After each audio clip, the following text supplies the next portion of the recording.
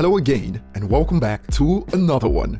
And today we have a couple of topics to cover, including one where former associate that recently dissed Eminem got exposed and roasted for making up claims about Eminem, and even the interviewer had to step in at one point to turn down the hit, which we will get to later. And in this one, we'll also be covering one of Eminem's favorite rappers' reaction to his message on Zeus to the likes of Drake, and how fans have been taking it so far on social media.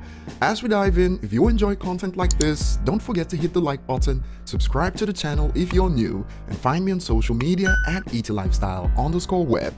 Now, when it comes to the opinions of vets in the industry, they hold more weight compared to consumers or media personalities, as vets have lived it and understand what it's like firsthand. And Sway recently read out Eminem's lyrics on Zeus in a conversation with Treach, and this is what Treach had to say. Yeah, you relate to that? Did you see that happen at all with Naughty by Nature? Not so much backlash, but then people turned their backs, or did y'all go through that? See, of course. See, what the thing is, a lot of artists didn't understand that. We didn't understand. When you come out there and you hit and you think like this is forever.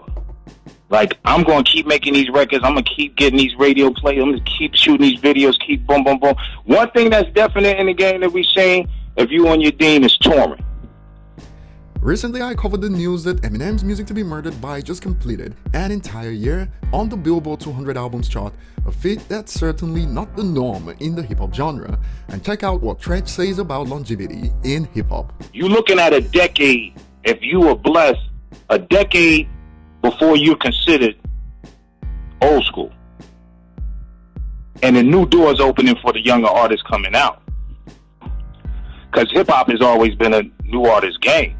So a lot of artists come in here like, yo, I'm great, I'm here, I'm doing this, I'm hot. I keep dropping the hotness and everything else, and thinking if they do that and stay consistent, you have to stay so consistent where it's like certain artists where Hove or certain artists could come out at any time and drop some new heat because they could finance their own war. They already got the connects and everything there. Once you in the game after 5 years in hip-hop, if you on the label, you're soon to be, in football terms, traded or dropped. And it's just as 50 Cent explained in his latest book. In 50's case, it was the US market that turned their backs on him first, something he noticed at around the time Crack a Bottle was the #1 song in the United States upon returning from India, if I recall, and Treach pretty much expanded on this occurrence. But Latifah, like I said, in shots with us, hip-hop is just for what you do and what you love right now. Get plan B, C, D, all the way to Z, and set some other companies and anything else you could do, because the hip-hop going to turn their back on you real soon. Trust, and it happened. And it happens. Now, as expected, fans have reacted to the message, and some still don't get it as usual, like these for instance. Nah, we still love Naughty by Nature, Eminem not as much as we used to. Longevity? M hasn't been relevant in like 18 years. So after Treach went on for minutes, this is what some people took out of the message: you can't make this up. But I was impressed by another reaction that broke down what I've thought for the longest time. Because the hip-hop genre as a whole has been suffering from something that doesn't affect the rock genre, for instance, where in rock, those that have made it to legendary status have this sort of everlasting clout that transcends generations, as you don't see young fans of that genre running around calling a rock classic trash. And the user expands on this. It sucks because hip-hop is the only genre that dismisses the classic artists or legends to a certain degree. Trends and styles change, but in rock music, they honor and respect their legends. I feel like overseas, hip-hop legends are like gods, but in the States, they don't get as much love and admiration, which is sad. Paul McCartney dropped an album in December 2020, and the 78-year-old sold over 111,000 album units in the United States, but 48-year-old Eminem drops an album, and publications spend more time talking about why he should retire while comparing his album to his classics. And you'd think that hip-hop mainstream publications will work to rectify the issues affecting hip-hop legends, specifically in the United States, but as we've covered on this channel dozens of times, they actually contribute to this disrespect of legends. And one user expanded, and we the only genre that does that corny-ish. And another user pointed out how metal is similar. It's the truth, only genre aside from heavy metal. And moving on, I'll be saving the MVP roast for later. Today we have more on the drama from outsiders from a member that connects to Eminem, as Young Z has already blasted Zeus for dissing Eminem like I covered before, but this time around in a recent interview, he spoke on this again.